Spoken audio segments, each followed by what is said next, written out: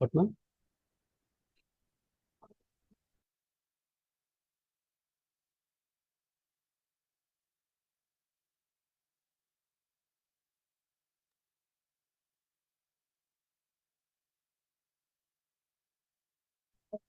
Father, may I begin the session with your permission?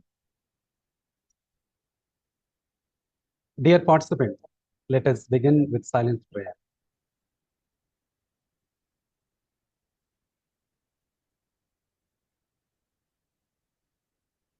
Good afternoon, everyone present here. I quote, coming together is the beginning, keeping together is progress. Working together is success, unquote, Henry Ford. As today is the last session of this faculty development program on navigating the future, innovation and strategies in teaching and research. Today's session is on Indic storytelling traditions and overview. On behalf of the Department of English, it gives me great pleasure to extend a warm welcome for today's resource person. We are honored to have with us Dr. Nidhi Shendurnikar, a distinguished expert in journalism and communication, who has kindly accepted our invitation to share invaluable knowledge and insights with us today. I welcome you, ma'am. I also take this opportunity to welcome our esteemed head of the department, Father Joshi Matthew, whose leadership and vision continue to inspire us all. I welcome you, Father. I would further like to acknowledge the presence of our respected Dean, Dr. Gopakumar AV, whose guidance and support have been instrumental in shaping the academic excellence of our institution. I welcome you, sir. A special welcome to our dedicated department coordinators, Dr. Jerin Jose and Dr. Loyola Thomas, whose efforts have made today's session possible. I welcome you, sir and ma'am. Finally, I would like to extend my sincere thanks to all the participants for joining us for today's session.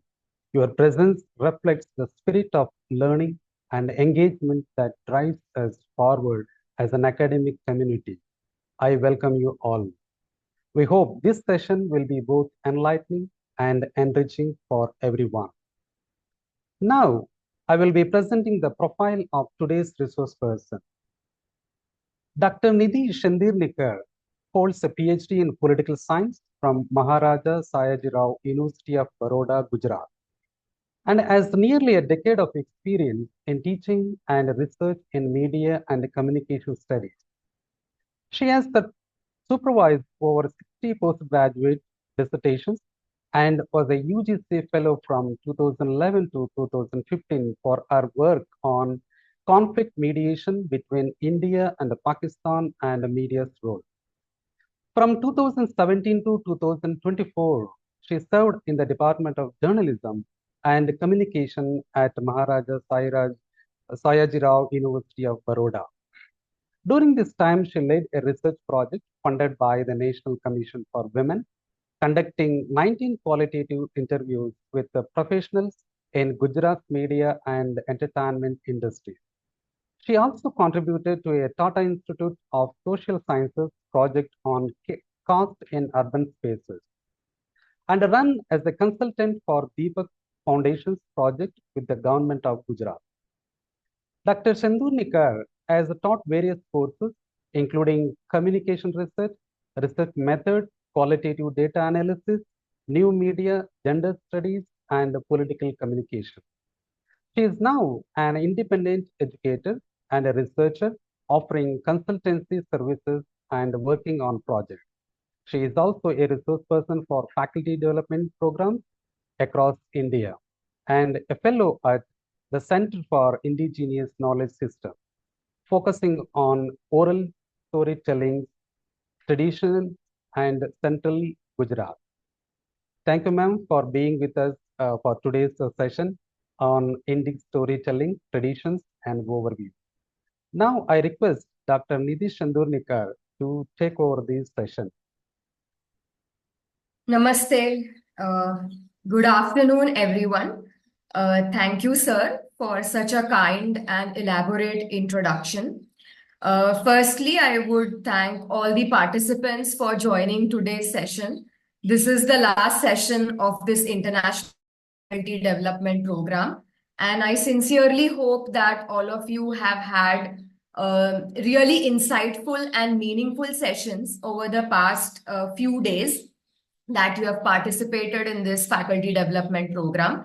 And I sincerely hope that today's session on Indic storytelling traditions will be a value addition to whatever you have learned so far in this faculty development program. I would also like to extend warm gratitude to the authorities at Christu Jayanti College, the principal, the dean of the faculty, and especially to Dr. Mary Raymer, because I've been coordinating with her over some time for this session. So let's begin. This is a session on storytelling. I'll be sharing my screen in a moment, but I would like to draw the participants' attention to what you just saw 10 minutes ago. What you saw was the success story of Christu Jayanti College, how the college was instituted, how it progressed, how the infrastructure of the college grew over time, the students, the faculty, its rankings, its accreditation. So in that short 10-minute video, what you actually saw was the story of the success of Christu Jayanti College. And taking this ahead, taking this as a starting point for our session today, I am going to be speaking about Indic storytelling traditions. So I just want to check if my screen is visible to everyone. You can just give me a thumbs up if my screen is visible. Yes, ma'am, it is visible. Great. So let's start. So in today's session, I am going to discuss Indic storytelling traditions. And since we have limited time, what I'm going to offer is a very brief overview, a comprehensive overview of the kind of storytelling traditions that India's rich civilization is endowed with. And the purpose of doing this session is that with the introduction of the new education policy in 2020, there is a lot of emphasis being laid on Indian knowledge system, indigenous knowledge system, indigenous civilization. So as part of the IKS module, all universities and colleges are expected to offer training and modules to students on IKS. So I am hoping that after this session, which is a part of the larger spectrum of Indian knowledge system, all participants here will have some food for thought on the vast paradigm of knowledge that India's civilization has to offer to us. So let's move ahead. Just a moment. So in this particular presentation, I'll be focusing on these 6 aspects. I'll also be showing you some very brief videos as part of the session. And I request somebody to please keep a time check because I'm not able to see the time on the screen. So I'm just able to see the presentation. So we will start with discussing what are the key attributes of India's civilizational knowledge. What defines India's civilizational knowledge system? And how are stories located in this knowledge system? Why are stories important for any indigenous civilization? Then I will share some examples of global folklore traditions because stories are not exclusive to India's indigenous civilizational knowledge. Stories are found in global civilizations, especially in indigenous civilizations, especially in folk traditions. Then we will be discussing the characteristics of Indian storytelling tradition. Why is the storytelling tradition of India so unique? And what are some popular storytelling traditions in India that are still existing? For example, I come from Gujarat. And in Gujarat, we have a very popular storytelling, musical storytelling format called Bhavai. So some storytelling traditions which are indigenous still survive, but some storytelling traditions are on the verge of extinction. And as educators and researchers, we need to play our part in preserving these oral storytelling traditions by taking them to the classroom. And finally, I will wind up my session by talking about the possibilities of storytelling for the future and introducing this room of educators to some resources that they can use on Indic storytelling. So let me share a personal reflection. How did I get interested in storytelling, especially in oral and Indic storytelling? So, a few months ago, I paid a visit to the central eastern belt of Gujarat, which is predominantly a tribal belt, and there are lots of tribes in this region. And I had the honor and privilege to participate in a ritual ceremony called the Ind Puja of the Rathwa tribe. And this is a ceremony that starts in the afternoon and goes on until the entire night and ends early in the morning. So I had the privilege of participating. And I observed that as part of this ritualistic celebration, a lot of stories were being told. Stories about nature, about environment, about traditions, about history of the tribe, etc.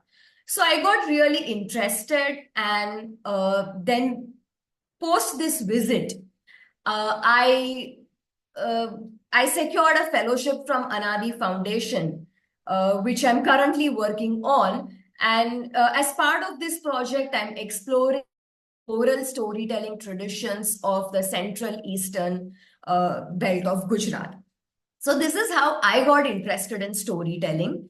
And once we start navigating the landscape of storytelling, we need to first understand what makes our Indic civilizational knowledge very, very unique, very, very special. So you can see I have written a shloka on my slide. Ano bhadraha kritvo yantu vishyatah. Let knowledge come to us from all directions. That is what we are doing in this faculty development program, right? So the basis of India's civilizational knowledge is the pursuit of knowledge itself, is the pursuit of truth itself. As a civilization, India always believed that knowledge can come to it from all directions, but prominently, our civilizational knowledge focused on oral traditions. Our civilizational knowledge was disseminated, was passed on from one generation to another through oral techniques, through Shruti Smriti Parampara, where Shruti is something that you have heard, probably from the teacher, from the guru, from somebody knowledgeable, something that has been revealed to you, and you remember it as part of your smriti. You remember it as part of your memory. You memorize it and then you transmit it, you transfer it to the next generation. So we know that India's place is very, very unique amidst global indigenous civilizations. We know of the Babylonian civilization, of the Egyptian civilization, the Greek civilization, the Mayan civilization. But all these civilizations are a story of the past. They are extinct, they are done and dusted. But India is a living civilizational entity. And what has helped us to retain our character, to preserve ourselves as a civilizational entity? One important aspect is the oral traditions in our civilization. So, oral traditions means that a lot of the corpus of our civilizational knowledge, for example, the Vedic corpus, the Itihasas, our Puranas, our Dharma Shastras, they were committed to oral memory. They were recollected in a later stage, they were documented and written down. But the essence of Bharatiya Gyan Parampara have always been the oral tradition, something that you have gained, you have heard, you have learned from your guru, you keep it with yourself, you memorize it, and then you pass it on to the other generation. This is what an oral tradition is all about. So, the sharing of stories, beliefs, cultures, values, ideas through word of mouth.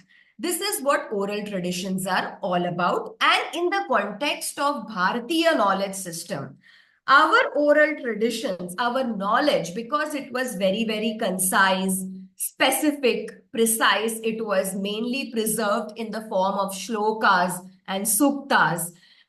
It was presented in the mnemonic tradition, for example, the Chanda tradition. And there were many, many information retention techniques like the Patha technique, which our ancestors had mastered very well, that we could pass on our civilizational knowledge to our next generation. See, civilizational knowledge is about a lot of things.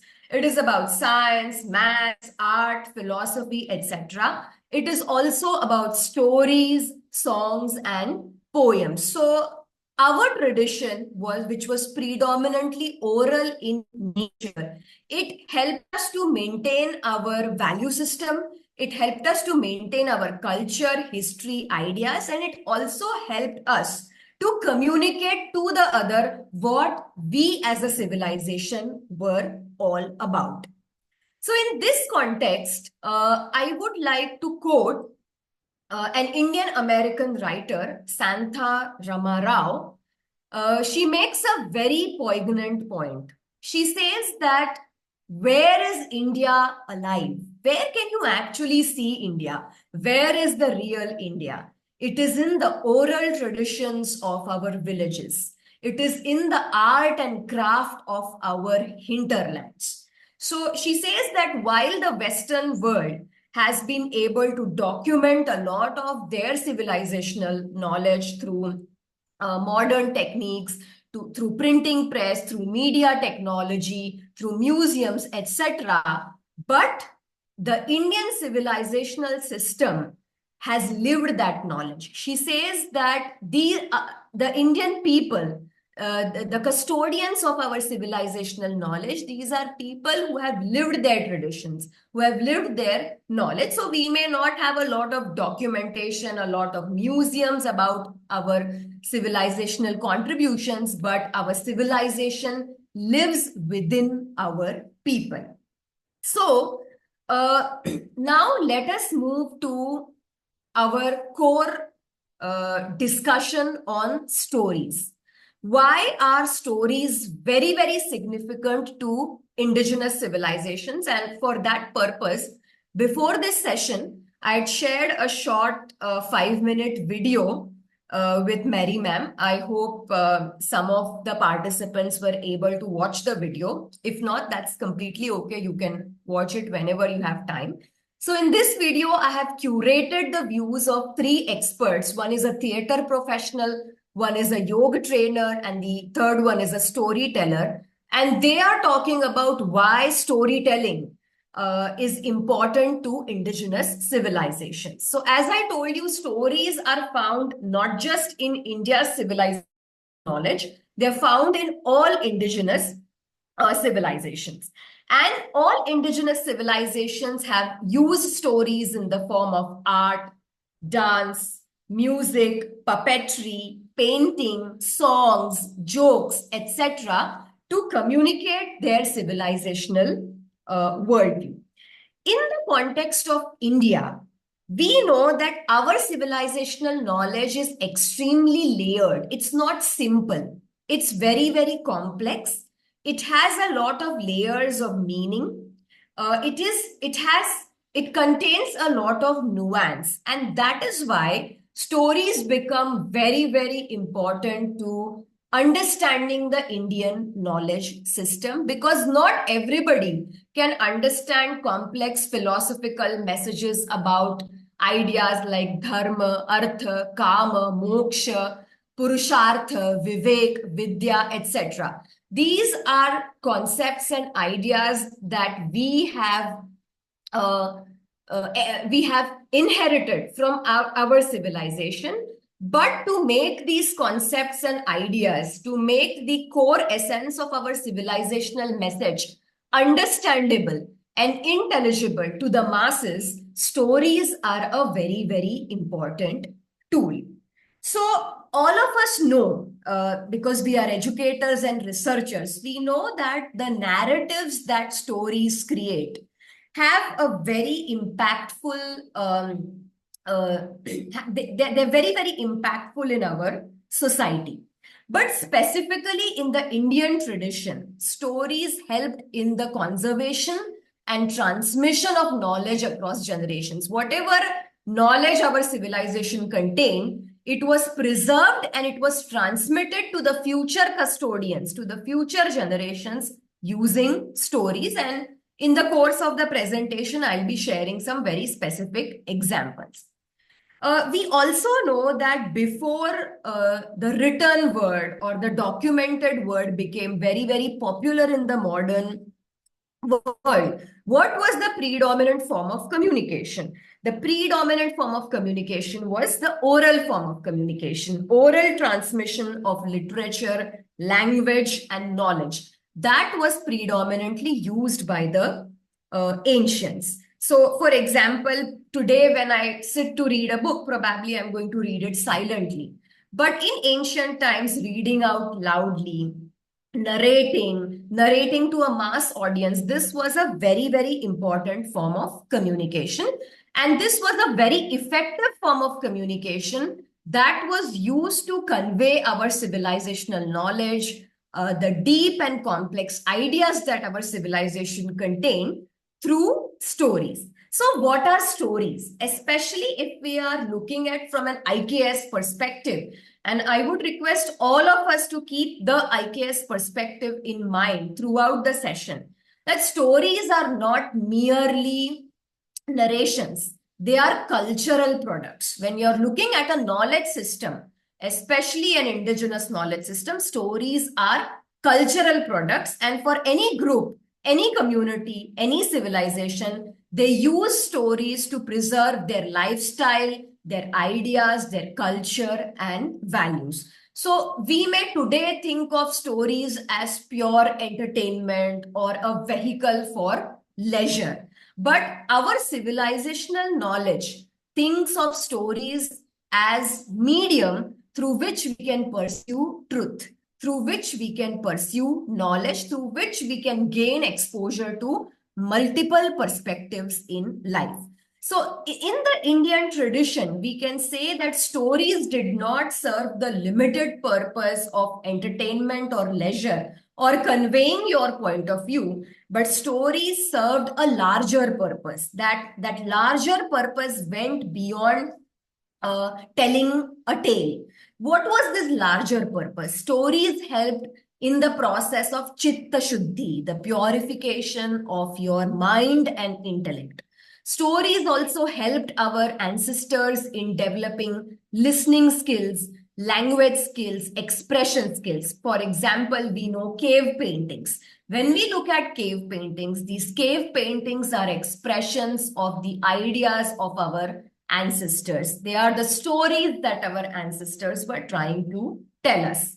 And storytelling in the Indian context, it was also used to promote scientific temper, a nature of inquiry, and an exposure that the listener could have to various perspectives. So, cultural preservation was a very, very important objective of storytelling. And you can see that in indigenous education systems all over the world, storytelling was used as an educational tool. Today, in the modern world, we are using different pedagogical approaches in the classroom, but in the ancient world, especially in the context of the Guru Shishya Parampara in India, storytelling was very crucially used in the education system. So let's take an example. I want to show a short clip to all of you. The episode is in Hindi, but there are also English subtitles.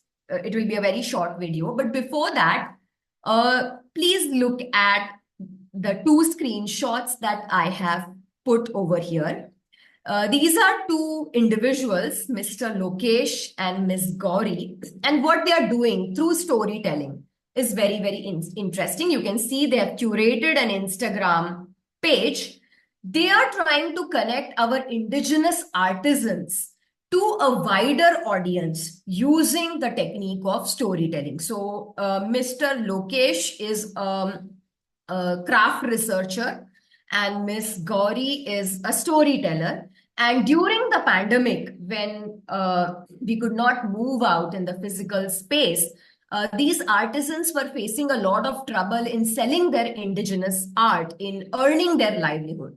So, Mr. Lokesh and Miss Gauri, through Zoom, using the technique of storytelling, they connected these indigenous artisans from Punjab, from Gujarat, from Madhya Pradesh, and from different parts of the world, from different parts of India, to a wider audience. So, see, this is the modern example of using storytelling technique in a very indigenous approach to benefit the indigenous artist. Now, I want to show you a very, very small clip from Upanishad Ganga. It's a very popular series on YouTube. It was earlier telecasted on Doordarshan. You can just go to YouTube and check it. There are many episodes. But there is a particular episode of a king. So I am now telling a story to you, right?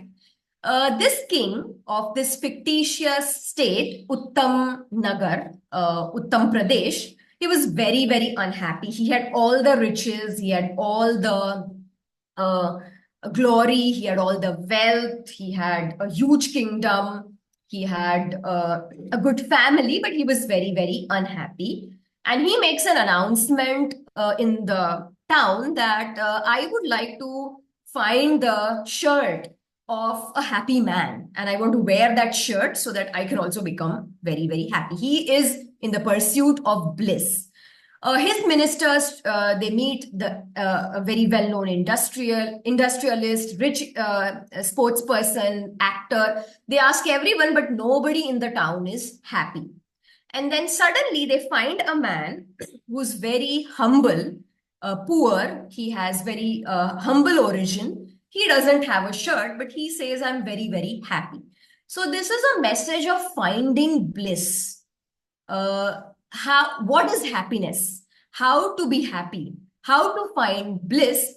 And this complex message is communicated in this series using a story. So it's a long episode, so we can't see all of it, but I'll just show you a clip.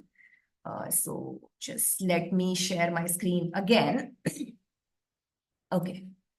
So just tell me if the audio works for all of you. And those who can't understand Hindi, I request them to. जिससे आपको सुख मिले. Yes, ma'am, it is audible. Yeah. I'm just figuring out how to, yeah, because I think okay, we can.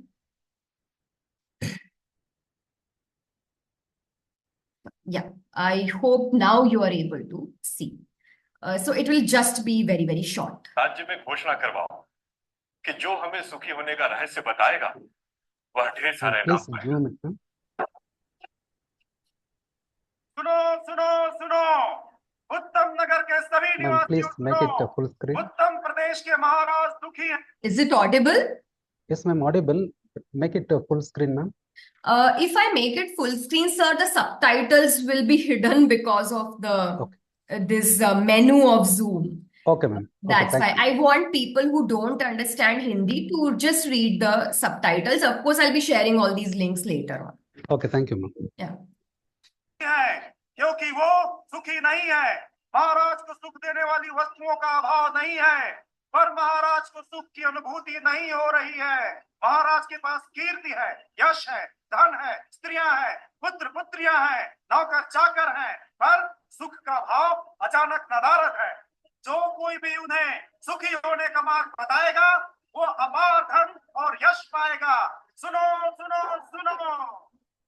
Okay, now we'll just see a later part of the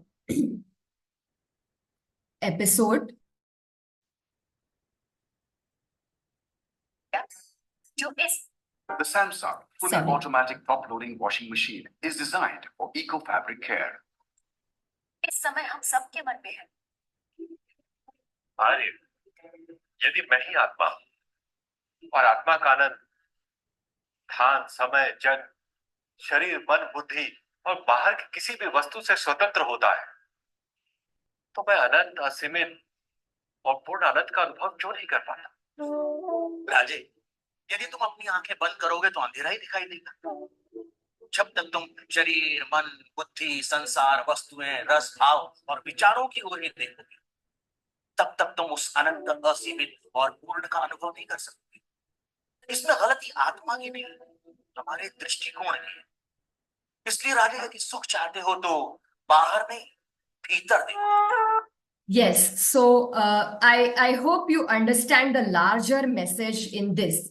The poor man from a humble origin, he's telling this wealthy king that if you want happiness, look inside, not outside. Now, this is an important message that we have in our civilizational knowledge. But how is this message conveyed? It is conveyed using a story of a king and his pursuit for happiness. So, as I told you, the world over, there are many indigenous civilizations which have examples of folklore and stories. And I just want to bring to your notice this interesting book by Jawaharlal Handu and Mr. Quidland, Folklore in the Changing World, where they give very interesting examples from different parts of the world of storytelling traditions. So I've just put a few on the screen, but if you are interested in exploring it, this book is a very good resource. So for example, Ireland has a Gaelic oral culture. In Kenya, they have narrative performances. There is folklore in Spain's tradition. In Denmark, you have stories about witches, fairies, devils, wise men, ghosts, magical legends, mythological animals, etc.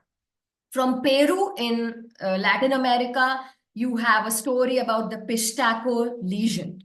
Then from China, you have a very popular storytelling tradition, Yangtze. From Australia, you have the bush verse or the ballad verse, which is a very flourishing narrative tradition in Australia. From Estonia, you have jokes and humor traditions. So, Runo songs. Okay. From Hungary, you have the Matthias folklore tradition. So, for example, in the case of Hungary, jokes and humor are also a part of the oral storytelling tradition based on the king Matthias, who occupies a special place in Central European folklore because his references can be found in poetry, songs, legends, jokes, anecdotes, and riddles. Then from Iran, you have a very popular character called Mullah Nasruddin in their storytelling tradition called Shahnameh. So, now that we have looked at the global landscape of storytelling traditions, we must understand what makes India's storytelling traditions so unique. So, in the next part of the presentation, I'll be focusing on Indian storytelling traditions. So, firstly, we must understand that Indian knowledge system, it puts a lot of primacy on Shabda Praman, which means the scriptural testimony, what is contained in our scriptures, in our epics. But it also places a lot of emphasis on Shravana, on listening to the teachings. And as I told you, the Guru Shishya Parampara in the Bharatiya Gyan tradition paid a lot of attention to transmitting knowledge through stories. The Indian civilizational system also thought of knowledge in three aspects. You just don't think of knowledge to run your house, to earn money, or to gain a prestigious position in society. When you gain knowledge, you have to listen to knowledge, which is Shravana. You have to reflect on the knowledge, Manana, and you also have to go one step ahead and engage in Nidhi Dhyasana, which means you have to meditate on the knowledge that you gain. So in the Indian tradition, stories, because they were connected with knowledge as well as a spiritual pursuit, they were told with a larger purpose. They were not told with a limited purpose of entertaining people. And in the Indian storytelling tradition, we see that our storytellers, they encouraged self-reflection, open-mindedness, harmonious relationships with the other, a holistic view of the world, and they encouraged the listener to think beyond the binaries. So not think in terms of opposites, not think in terms of black or white, not think in terms of good or bad, but they encouraged the listener to move beyond binaries. Now, all these characteristics are also extremely important in the classroom. As a teacher, our pursuit to engage the students in self-reflection, ensure that they are open-minded, ensure that they share harmonious relationship with others, ensure that they have a holistic worldview when they step out in the industry and work, and encourage them to move beyond binaries. All of this is found in our storytelling traditions, and that is why the Indic storytelling tradition can be a very good tool, learning tool in the classroom. Additionally, there is a lot of richness and diversity in the Bharatiya storytelling tradition because we have different kinds of stories from different regions of India. Let me take this point with some examples later. Another characteristic of the Bharatiya storytelling tradition is that it places the listener in the center of the narrative. Similarly, now if we have to apply the Indian pedagogical system to our classrooms, we are now with NEP, putting the student at the center of our classroom instruction, at the center of our classroom engagement. So the Indian storytelling tradition, it paid a lot of attention to listening as well as being listened. And in the Indian tradition, it is emphasized that if you have to be a good storyteller, you also have to be a very, very good listener, because storytelling is about the bond between listener and the storyteller. For example, if I take the example of the Mahabharata, where the king Dhritarashtra, because of not having a vision, he was able to, through Sanjay, who was a part of his court, was able to see what was happening in the war of Kurukshetra, because he had a lot of trust in what Sanjay was telling him. So in the Bharatiya storytelling tradition, according to well-known storyteller Deepa Kiranji, there are three types of listeners. First is the Adhamadhikari, which means this is a listener who has come to listen to the story only for entertainment, purely for leisure, without any expectation of learning. Then you have the Madhyam Adhikari. This is a listener who has come to listen to a story with the expectation of entertainment as well as art, but probably he doesn't have the intellectual capacity to understand the deeper message of the story. Third type of listener category is the Uttam Adhikari, where this type of listener is looking to listen to a story because he wants to understand the world through the story. He wants to understand the deeper meaning of life and world through a story. So this is the categorization of listeners in the Indian tradition of storytelling. And I'm sure we have modern categorization of listeners as well in the Western knowledge context. But in our knowledge context, we have these three types of listeners, and it is the duty of the storyteller to engage, to cater to all these three types of listeners. So the primary concern, the primary objective in the Indian tradition of storytelling was to address the questions of the listener, address the concerns of the listener, her doubts, her anxieties, and connect with the listener and be able to understand what the listener is actually feeling. So now let us look at some examples of the storytelling traditions of Bharat. There are numerous examples, but because of the paucity of time, I'll just be sharing some examples, and I'm sure that all of you will be motivated enough after this session to explore these examples. So all our well-known epics, the Ramayana, Mahabharata, are classic examples of storytelling. Stories from Panchatantra, stories from Amar Chitra Katha, our regional storytelling traditions like Vilupatu from Tamil Nadu, Burra Katha from Andhra Pradesh, Yakshagana from Karnataka, Dastan Goi, which is an Urdu storytelling tradition. All of these are examples of the rich and continuous storytelling heritage that India's civilization has inherited. For example, if I were to give more examples, there is Katha Sarit Sagar, which is like literally an ocean of stories written by a Shaivite Kashmiri scholar. There is Hari Katha, there is Kirtan. From Rajasthan, you have the Kawad tradition, which is like a very interesting visual storytelling craft where you have the craft person as well as the storyteller engaging an audience in stories. In my state of Gujarat also, there are many storytelling traditions like Bhavai, Mandbhat Akhyana, the Gayana tradition on which I'm currently working. And for example, from Chhattisgarh, there is the Pandwani tradition, which is very, very well known. So if we were to look at the popular storytelling forms of India, there is a lot of variety.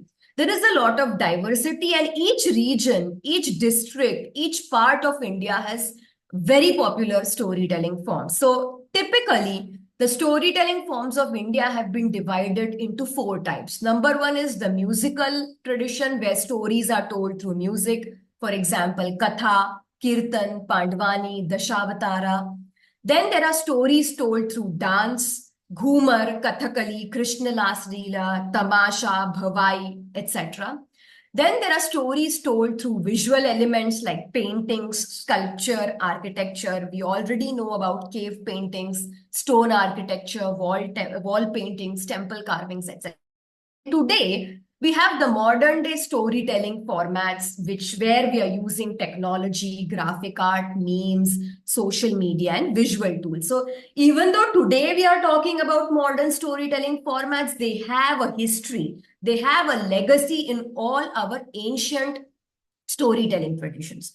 So what is so interesting about traditional Indian storytelling is that it advocates harmony with environment. In Indian stories, you will find a lot of characters from nature, you will find a lot of animal characters, bird characters, etc. So there's harmony with environment. Then, as I told you, storytelling is not just purely for entertainment or leisure. It conveys respect for life, ethics, and moral values. Through stories, you are teaching respect for life, you are teaching ethical and moral principles to the listener. Indian storytelling also promotes an acceptance of varying perspectives. If you ever get an opportunity to explore folk tales, you will find that in every region of a particular area, the folk tale is different. For example, currently I am exploring the folk tales and oral traditions around the river Narmada in the central belt of Gujarat, which borders Madhya Pradesh. So if I'm in Gujarat, the folk tales and oral traditions about Narmada river are different. If I cross from Gujarat to Madhya Pradesh, the folk tales and oral traditions about the same Narmada river are very, very different. So Indian storytelling tradition encourages creative liberty, it encourages interpretations, it encourages different points of view. So the same story can be told in different versions. For example, if you were to travel to any tribal belt of India, you will find that a lot of our popular epics have their own tribal versions. The tribals have presented their own versions of our popular epics. Then Indian storytelling also talks about a lot of modern day concepts. Today we are talking about sustainable development, diversity, equity, and inclusion, and a lot of principles where we can conserve nature, work for world peace, we can live in harmony. All these principles are found integrated into our Indic storytelling tradition. And as researchers and teachers, we can also explore how our storytelling traditions allow for liberty, allow for narrative analysis, and allow for different explorations of a version of a particular story. And lastly, all our storytelling endeavors in the Indic perspective, they are not individual endeavors. In the Indian storytelling tradition, the individual storyteller is not important because storytelling is a community activity. Storytelling emerges from a community perspective. Storytelling is done by family, by grandparents, by our elders, by our teachers, by our community leaders, by knowledgeable people in the community. So in the Indian tradition, the story is important. The message that the story gives is important because it weaves around a lot of institutions in Indian society like family and community. For example, most of us would remember today that the best stories that we have heard are from our grandparents, Dadi Nani ki kahaniyan. That is what has stayed with us. In the Indian tradition, you would also find that mothers have played a very, very important role as storytellers. So if we have to talk about more examples, we have many, many storytelling traditions which are just waiting to be explored. For example, there is Puran Pravachan, Katha Kathan. From Tamil Nadu, you have Vilupattu. From Karnataka, you have Yakshagana. From Tamil Nadu, you have again Kathayum Pattum. Our stories were also told through our artistic and creative endeavors. So, for example, if we see Kolam, Muggu, Aripan, Alpana, or Rangoli, these are all storytelling traditions, but they are just using a different creative expression, the expression of art to convey stories. Then you have Bomalata, the Gayana tradition that I just referred to. All our scriptures and epics, the dialogues that you find in the Vedic texts, the different parvas of the Mahabharata, our different itihasas, Puranas, Upanishads, the dialogues that the sages have with each other, all of these are excellent examples of the Indic storytelling tradition, which are just waiting to be researched upon, which are waiting to be used in the classroom by all of us. I see that I've reached 12:47, so let me just now offer some concluding thoughts. But before I offer some concluding thoughts, let me share a brief clip with you. So I'll share my screen again. I hope I can take 5 more minutes, Mary ma'am. Yes, ma'am. Okay. Yes, ma'am. Yeah, so because it will be nice to have a discussion also. Okay. So this is a very interesting TED talk by Deepa Kiranji. She is a well-known storyteller. You can check her work out. And here she is talking to an audience of students.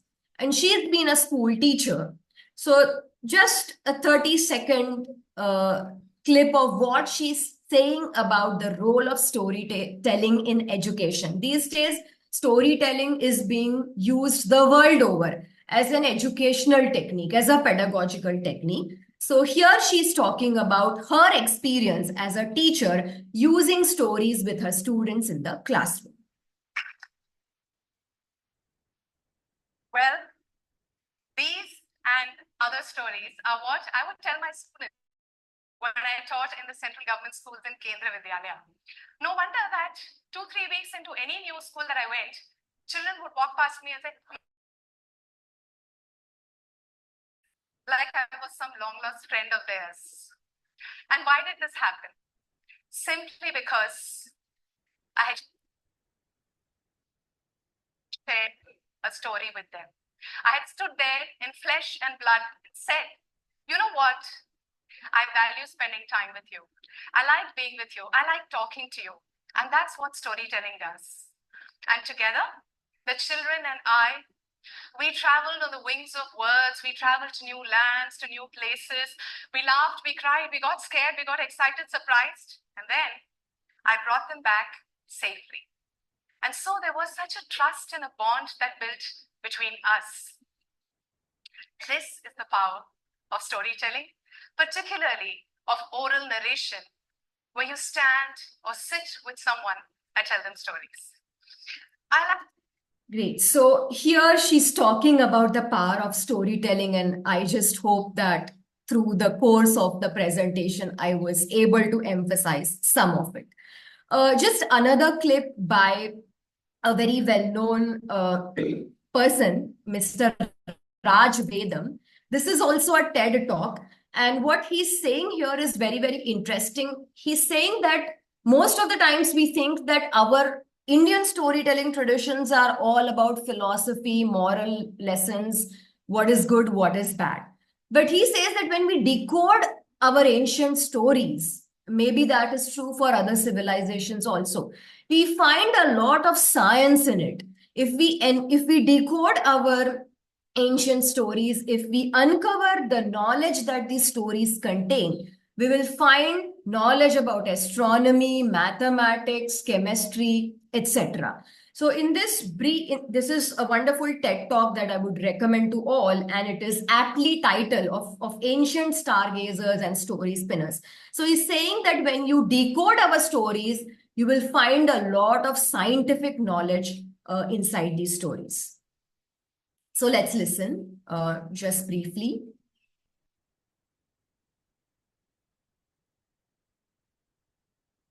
How many of you enjoy stories from ancient Greece and India?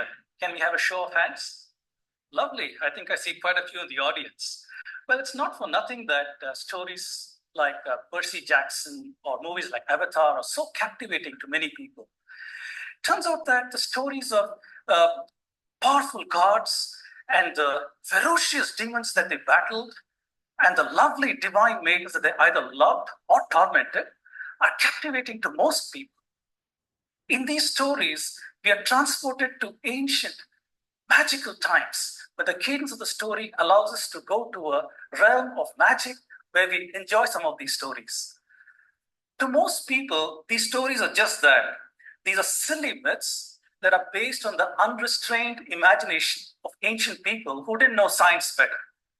However, such an infantilizing of the ancients prevents us from understanding the science which they brilliantly encoded in some of their stories. So let me tell you stories. Let me tell you stories from ancient Greece and from ancient India. Let us get astounded at the powerful, at the outrageous departure from rationality that these stories encoded. And also, let me show you the keys to unlocking the message in these stories. And let us get astounded at some of the powerful math and astronomy that the ancients brilliantly encoded in these stories. So this is a very important point that Mr. Raj Vedam is making, that all our ancient stories, they did not just contain ideas about morals and philosophies and characters and narratives, but they also contained very, very important ideas about maths, science, astronomy, chemistry, etc. So what is storytelling for the future? So we see that we have moved from visual and oral storytelling through cave paintings, murals, etc., to written storytelling, to digital storytelling. So today we are retelling our past stories using modern mass media. You observe any medium, TV, radio, advertising, cinema, all of these mediums thrive on storytelling. The best marketing campaigns of the world have brilliant storytellers behind them. Today, we have digital storytelling in the form of podcasts, mobile applications, social media, graphic tools. In fact, Instagram Reels, which is a very popular feature of Instagram, is all about storytelling. If you tell a good story through your reel, it will garner a lot of views and followers. We also have storytelling festivals, which are specifically curated events, open mics, competitions, influencers who are also using the digital format for storytelling. And the future lies with artificial intelligence tools, which can be used to bring alive the stories of the past. I was just scanning through LinkedIn a few days ago, and somebody had used AI tools to bring the characters in Raja Ravi Verma, the famous painter. The characters of Raja Ravi Verma's paintings were being brought alive using AI tools. So to just sum up and offer a perspective on how Indic storytelling traditions are important. Stories are important because they help us connect with our past, and the past is important. We don't want to stay in the past, but we want to appreciate our past. We want to use the past to know ourselves better, and we also want to appreciate our glorious history. So stories can help us do that. Storytelling is also a gateway to the future, because once you know your past through stories, you can build a future based on the achievements of the past as well as on the lessons of the past. And storytelling is what the United Nations has labeled as intangible cultural heritage, ICH. So stories, they encompass the knowledge, skills, values, ideas, and culture of a particular community. So it is not tangible. I may not be able to touch any story as I'm touching my mobile, but this is heritage that is intangible, that must be preserved. And lastly, stories are a healing mechanism in a world that is so complex, in a world that is fraught with war, ideological divisions, in a world where everyday living is becoming so challenging. Stories can serve as a healing mechanism because stories offer us wisdom, stories offer us stability, they keep us rooted, and they also encourage us to engage in sensible thinking and living. So that is why storytelling is important. And as educators, teachers, researchers in India who will be pursuing IKS either now or in the near future, we must harness on the power of storytelling for ourselves and for our future generations. So these are some resources that I would like to strongly recommend for educators. There are many resources, of course, but in the Indian context, you can explore a mobile application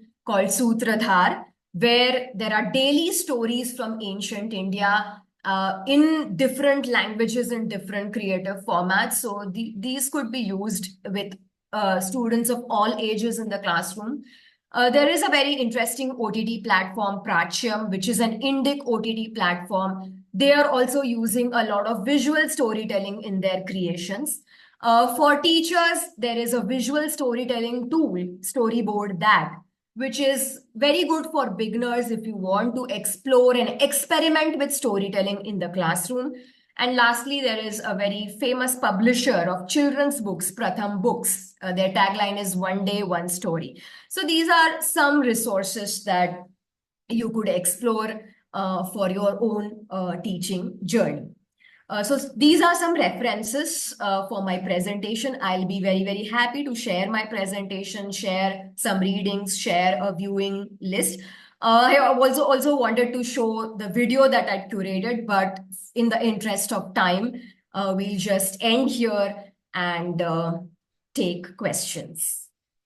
So thank you so much, and I really hope that it was some useful insights and useful inputs during the session, and happy to take any questions. Thank you, ma'am, for your insightful session on our civilization in a comprehensible way and sharing your expertise with us today. We have one question, ma'am. How authentic is authenticity? Can you just resonate on this statement with reference to oral traditions? Okay, yes, that's a very interesting question. So, in the context of Indian knowledge system, because as I told you in the beginning of the session itself, our transfer mechanism was mostly oral. One challenge with oral traditions is how authentic it is. That I think you're trying to refer to that.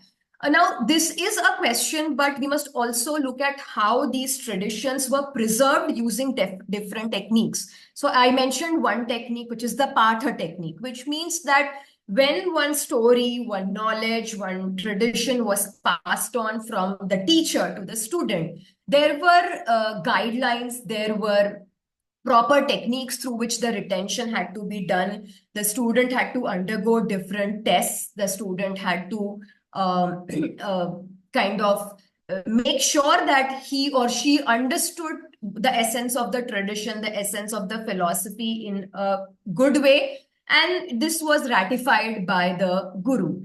So while, yes, the limitation of the oral tradition or any oral culture and consequently oral storytelling is that how authentic these stories are. But sometimes you have to take these stories and these traditions on face value because these are the traditions of the community. So when you engage with these oral traditions as an educator and a researcher, I think one should keep aside that skeptic mind for some time and just try to absorb what these stories are all about. So, for example, today when I travel to the interior parts of Gujarat to meet these indigenous storytellers, they will all have their own versions.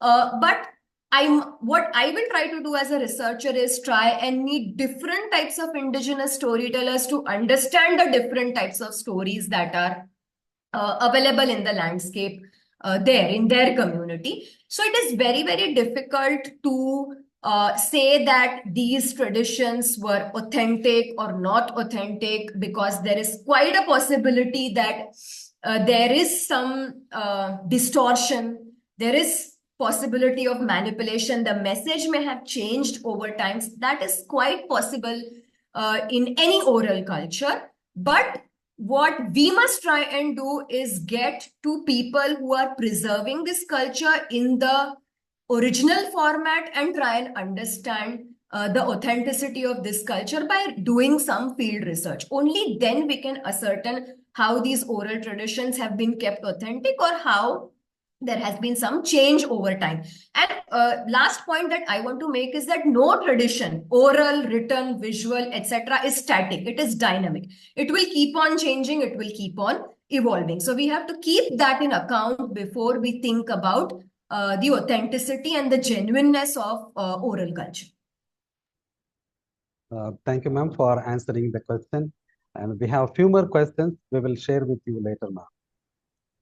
Okay, so quickly, because I think you are winding up, I'll just put some links in the chat box. Yes, ma'am. There are some interesting reading links, and I'll be sharing some reading material with Mary ma'am. I request her to pass it on to the participants.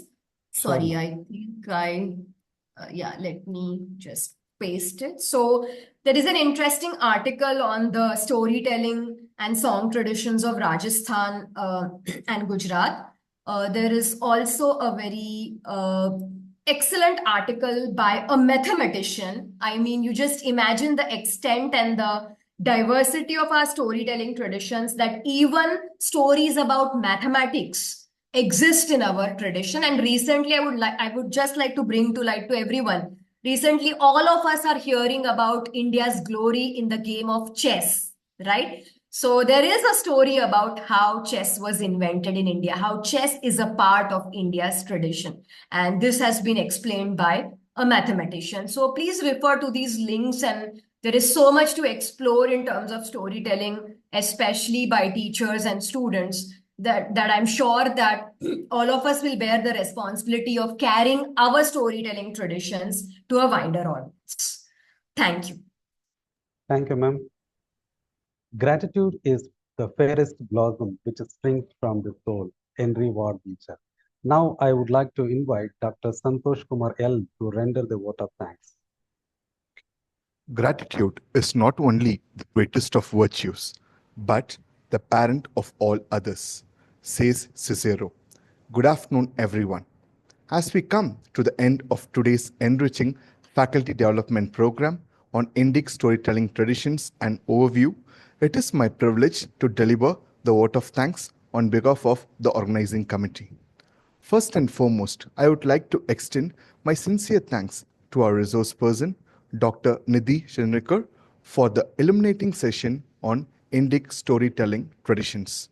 Ma'am, your expertise and ability to simplify complex concepts have left us inspired and eager to explore these avenues in our research and teaching. Your words have provided a fresh perspective and emphasized the significance of exploring the myths, epics, folktales, and oral histories, particularly with richness of India's cultural heritage. As this session also marks the end of the faculty development program, I would like to mention all the resource persons who had enlightened us for the past days, namely Dr. Sapna Vithuvet, Dr. Srividya Sivakumar, Professor Pramod K. Nair, Dr. Nikhil Rodnest, Professor Arjun Ghosh, Professor Saji Gopinath, and Dr. Sangeeta Menon. We are deeply grateful to our principal, Father Dr. Augustine George, and our Father Vice Principal and Chief Financial Officer, Father Dr. Lijo P. Thomas, and to our Head of the Department, Father Joshi Matthew, and to our program coordinators, Dr. Laila Thomas, PG Coordinator, and Professor Jerin Jose, our UG Coordinator, for their relentless efforts, invaluable guidance, and continuous support in conducting this faculty development program. A big thank to you, to our organizing committee, for the meticulous planning and smooth execution of this program. Without your hard work behind the scenes, this program would not have been possible. I also extend my sincere thanks to Mr. Amir and the technical team for ensuring the seamless execution of the session and for their constant support. Last but not least, a huge thanks to all the participants. Your enthusiasm, engagement, and willingness to learn have truly made this faculty development session memorable. We hope this program has sparked new ideas and will inspire your future endeavors in computational humanities. Once again, thank you all for being a part of this program. We look forward to continued collaboration and learning together in the future. Thank you. Have a great afternoon ahead. Thank you, Dr. Santosh Kumar L, for delivering vote of thanks. Now I request all the participants to turn on camera for a group photo.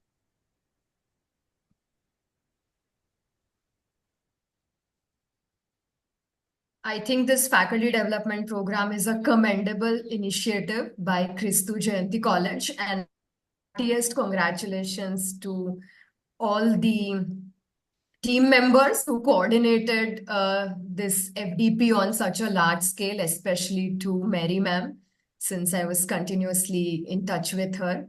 And I wish all the participants of this FDP all the very best for their research and teaching endeavors in the future.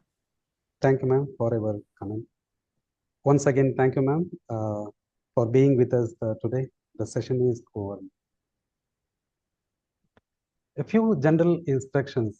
I request all the participants to fill feedback form without fail. Now it is available in the chat box. Dear participants, the reference materials, PPT, recordings, etc. will be shared only with the consent of the resource person. The Department of English is organizing National Conference on Neocolonialism, representing narratives, realities, and responses on 8th and 9th November 2024, an international conference on Asia's maritime history and identity at cultural crossroads on 23rd and 24th January 2025. Now, I would like to invite Dr. Mary Raymer to brief the feedback and certificate information of this FDP. Over to you, ma'am. Thank you, Dr. Satish. We have now come to the close, and we will now be heading with a lots of learning and a lot of takeaways after this 8 days FDP, which was specially organized for all of us across India and abroad. So we all will be for sure waiting for the certificates. So in the evening, today you'll be receiving an email which will contain the overall feedback. So you have to provide to all of us feedback for the entire FDP. And if you have suggestions, so kindly take out few minutes and share the overall feedback. And also we will be keeping the 8 days feedback links in the email so that in case you have missed out, because we really understand that we have other commitments also. So we got few requests. So keeping all of that in mind, we'll be even sharing the 8 days daily feedbacks. So please also try to complete that. Once all of this is done and we are taking the Zoom attendance and all of it, we will be sharing a list with you. It will be a sheet in which there'll be data provided based for your certificates that will be processed. So we request you to give us your prompt reply. And once we do that, within a week, we will try to circulate and hand over the certificates to all of you via mail. Please keep in mind that only participants who registered and had got the acknowledgement will be receiving the certificates. All of you indeed were a great audience. You all towed the line and we all have come to a great gathering. Okay, so that's all from my side, and a little more. We just don't want to end on a virtual gathering. We would like all of you to come to our venue at Christu Jayanti College, Bengaluru. So we have the convener for the upcoming event to share few insights about the call for papers, the last dates and publication, etc. So over to Dr. Santosh. Thank you. Thank you, ma'am. Dear participants, we feel happy in informing you that our department is going to host the upcoming national conference, which is a title of the national conference is Neo-Colonialism, Representing Narratives, Realities and Responses. And that particular conference, it takes place on November 8th and 9th. And I request all of you to send your abstracts, and we have signed agreement with Taylor and Francis. And most importantly, we all of us know the importance of Taylor and Francis. So we're requesting each and every one of you, whoever is a part of this particular FDP, to send your abstracts on or before October 10th. Based on the quality of your abstract, we will be just notifying you the structure and the format of the paper. And as this particular conference takes place in hybrid mode, please do register for this particular conference. That's all. Thank you. Thank you, Dr. Mary Raymer, and thank you, Dr. Santosh Kumar Gill. Dear all, the FDP is officially over.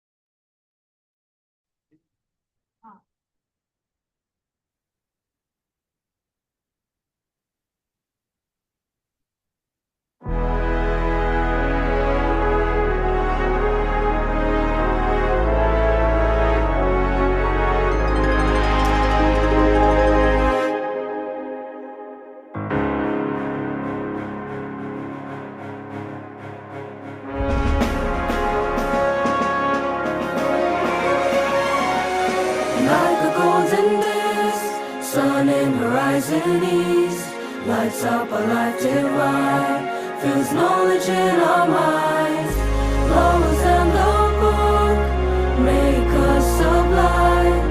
With the mighty Lord we soar high on the bedrock of faith, integrity of force, human dignity true, excellence we strive. Christu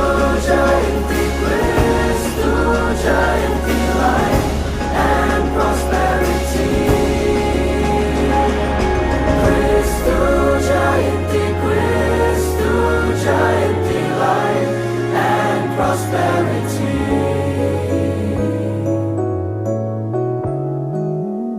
Rays of joy and peace sprawl our hearts and minds. On we march our goals as a beacon for the world, with a passion for our